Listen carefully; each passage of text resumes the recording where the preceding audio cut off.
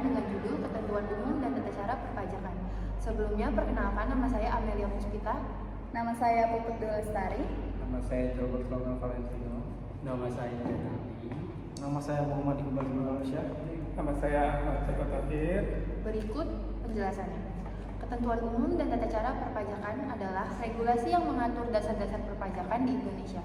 1. Ketentuan umum merupakan aturan yang menjelaskan pengertian, ruang lingkup, dan prinsip-prinsip dasar perpajakan. Ini mencakup definisi wajib pajak, objek pajak, subjek pajak, serta hak dan kewajiban wajib pajak.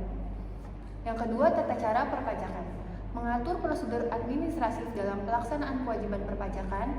Ini mencakup cara penyampaian surat pemberitahuan atau SPT, pembayaran pajak, pengajuan banding, serta mekanisme pemeriksaan dan penegakan hukum pajak. Secara keseluruhan, ketentuan ini bertujuan untuk memberikan kepastian hukum dan transparansi dalam pelaksanaan kewajiban perpajakan. Integrasi NIK dan NPWP.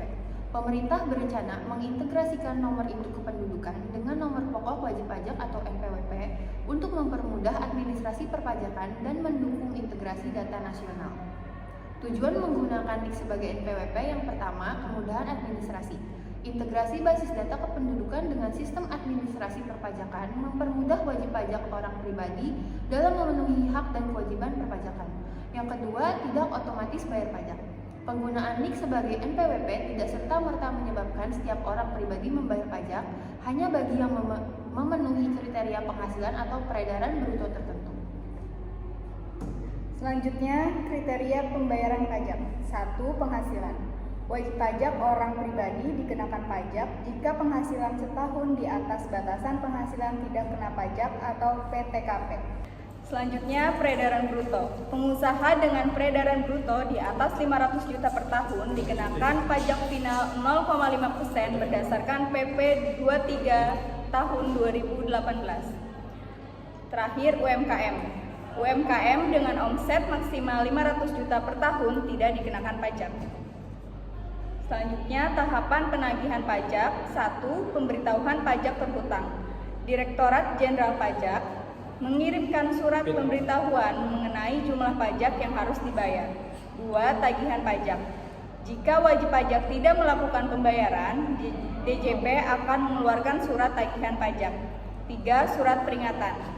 Setelah tagihan, DJP akan mengirimkan surat peringatan pertama, kedua, ketiga untuk mengingatkan wajib pajak agar segera membayar. Keempat, penetapan pajak. Jika tetap tidak dibayar, pajak yang terhutang dapat ditetapkan melalui keputusan pajak. Terakhir, penyitaan aset. Jika masih ada tunggakan, DJP dapat melakukan penyitaan terhadap aset wajib pajak sebagai upaya pemenuhan. Selanjutnya, penurunan sanksi pajak. Yang pertama, pemeriksaan.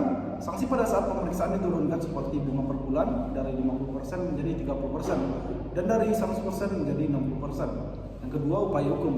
Sanksi dalam upaya hukum juga diturunkan seperti pada keberatan dari 50% menjadi 30% dan banding dari 100% menjadi 60%. Yang ketiga, pemulihan kerugian negara. Wajib pajak diberikan kesempatan untuk mengembalikan kerugian negara sebelum dijatuhi pidana penjara. Kuasa wajib pajak. Yang pertama, kompetensi perpajakan. Kuasa wajib pajak dapat dilakukan oleh siapa saja yang memenuhi persyaratan kompetensi di bidang perpajakan. Yang kedua, pengecualian. Pengecualian syarat diberikan jika kuasa yang ditunjuk merupakan suami, istri, atau keluarga, saudara. Yang ketiga, kepastian hukum. Perubahan ini memberikan keadilan dan kepastian hukum dalam menunjukkan kuasa wajib pajak. Bantuan penagihan pajak global. Yang pertama, bantuan penagihan pemberian dan permintaan bantuan penagihan pajak antar negara yurisdiksi mitra. Yang kedua, mutual agreement. Prosedur persetujuan bersama untuk menyelesaikan sengketa pajak internasional. Yang ketiga, konsensus global. Pemerintah dapat membentuk perjanjian perpajakan bilateral maupun multilateral. Kemudian nomor pokok wajib pajak. Menurut Undang-Undang KUP Pasal 1 Angka 6 dijelaskan bahwa NPWP adalah nomor yang diberikan kepada wajib pajak sebagai sarana dalam administrasi perpajakan yang dipergunakan sebagai tanda pengenal diri atau identitas wajib pajak dalam melaksanakan hak dan kewajiban perpajakannya. Adapun kewajiban mempunyai NPWP bagi wajib pajak dibedakan menjadi 1. Orang pribadi. yang mempunyai penghasilan di atas PTKP. Kemudian kedua, badan usaha dalam segala bentuk termasuk BUT. Ketiga, bendaharawan pemerintah pusat dan daerah. Kemudian tata cara mendapatkan NPWP. Semua wajib pajak yang telah memenuhi persyaratan subjektif dan objektif berdasarkan sistem self-assessment wajib mendaftarkan diri pada kantor Dirjen Pajak untuk dicatat sebagai wajib pajak dan sekaligus mendapat NPWP. 1. Persyaratan subjektif. Persyaratan yang sesuai dengan ketentuan subjek pajak dalam Undang-Undang PPH.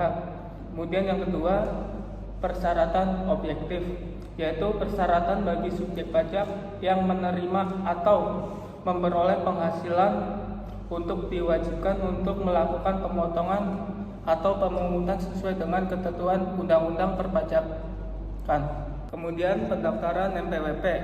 Yang pertama secara langsung. Wajib pajak secara langsung datang ke KPP atau KP2KP. Yang pertama adalah mengajukan permohonan NPWP, kemudian penelitian kelengkapan dokumen, kemudian pemberian NPWP. Dan yang secara online, pendaftaran NPWP secara elektronik atau e-registration atau e-reg dilakukan wajib pajak melalui website https://ereg.pajak.go.id. Selanjutnya, nomor pengukuhan pengusaha kena wajib pajak dalam kurung NPPKP. Pertama, menurut Undang-Undang KUP Pasal 2 Ayat 2 menjelaskan MPPKP adalah nomor yang diberikan kepada setiap wajib pajak sebagai pengusaha yang dikenakan pajak pertambahan nilai. PPN berdasarkan Undang-Undang PPN wajib melaporkan usahanya pada kantor Dirjen Pajak yang wilayah kerjanya meliputi tempat tinggal atau tempat kedudukan pengusaha dan tempat kegiatan usaha dilakukan untuk dikukuhkan menjadi pengusaha kena pajak. Selanjutnya, fungsi NPPKP. Yang pertama, untuk mengetahui identitas PPKP yang sebenarnya. Kedua, untuk melaksanakan hak dan kewajiban di bidang PPN dan PPNBM. Ketiga, untuk pengawasan administrasi perpajakan. Selanjutnya, pencabutan NPPKP. Yang pertama, pengusaha kena pajak pindah alamat ke wilayah kerja kantor pelayanan pajak lain. Kedua, PKP tidak memenuhi syarat lagi sebagai PKP, termasuk PKP yang jumlah peredaran dan atau penerimaan bruto untuk suatu tahun buku tidak melebihi batas jumlah peredaran atau penerimaan bruto untuk pengusaha kecil. Selanjutnya ada surat pemberitahuan. Pasal 1 angka 11 UU KUP mendefinisikan surat pemberitahuan SPT sebagai berikut. SPT adalah surat yang oleh WP digunakan untuk melaporkan perhitungan dan atau pembayaran pajak, objek pajak dan atau bukan objek pajak dan atau harta dan kewajiban sesuai dengan ketentuan peraturan perundang-undangan perpajakan pasal 1 angka 11 UU KUP. Selanjutnya fungsi SPT. Fungsi pelaporan. Yang pertama, fungsi pelaporan SPT bagi WP adalah berkaitan dengan kegiatan seperti berikut ini. Yang pertama, penghitungan jumlah PPh yang sebenarnya terhutang. Kedua, pembayaran atau pelunasan pajak yang tidak dilaksanakan sendiri dan atau melalui pemotongan atau pemungutan pihak lain dalam bagian atau tahun pajak. Ketiga, perhitungan penghasilan yang merupakan objek pajak dan atau bukan objek pajak. Keempat, harta dan kewajiban. Yang kedua, fungsi pelaporan SPT bagi PKP. Bagi PKP, fungsi SPT adalah sebagai sarana untuk melaporkan kegiatan berikut. Pertama, penghitungan jumlah PPN dan PPNBM yang sebenarnya terhutang. Kedua, pengkreditan pajak masukan terhadap pajak keluaran. Ketiga, pembayaran atau pelunasan pajak yang telah dilaksanakan sendiri oleh PKP dan atau melalui pihak lain dalam satu masa pajak. Selanjutnya ada jenis-jenis sanksi pajak. 1. Sanksi administratif. dikenakan jika wajib pajak tidak memenuhi kewajiban seperti keterlambatan penyampaian SPT. Sanksi ini berupa denda yang dihitung berdasarkan persentase tertentu dari pajak terutang. Yang ketiga ada sanksi bunga. Jika wajib pajak terlambat membayar pajak, bunga akan dikenakan atas jumlah pajak yang terutang sebagai bentuk kompensasi atas keterlambatan. Yang keempat ada pencabutan NPWP. Jika wajib pajak tidak mematuhi ketentuan pajak secara berulang, Direktorat Jenderal Pajak dapat mencabut nomor pajak pokok wajib pajak NPWP mereka. Yang kelima ada penghentian kegiatan usaha. Dalam kasus pelanggaran serius, DJP dapat menghentikan kegiatan usaha wajib pajak sebagai kewajiban pajak dipenuhi. Selanjutnya ada kesimpulan. Pajak berperan penting dalam pembangunan suatu negara karena merupakan sumber utama pendanaan bagi berbagai program pemerintah, termasuk infrastruktur, pendidikan, dan kesehatan. Dengan pajak yang dikelola dengan baik, negara dapat mencapai stabilitas ekonomi dan meningkatkan kesejahteraan masyarakat. Oleh karena itu, kesadaran dan kepatuhan masyarakat terhadap pajak sangat penting untuk mendukung pembangunan nasional berkelanjutan. Baiklah, sekian dari kelompok kami. Semoga dipahami materi dari kami. Apabila salah kata, tolong dimaafkan. Wassalamualaikum warahmatullahi wabarakatuh.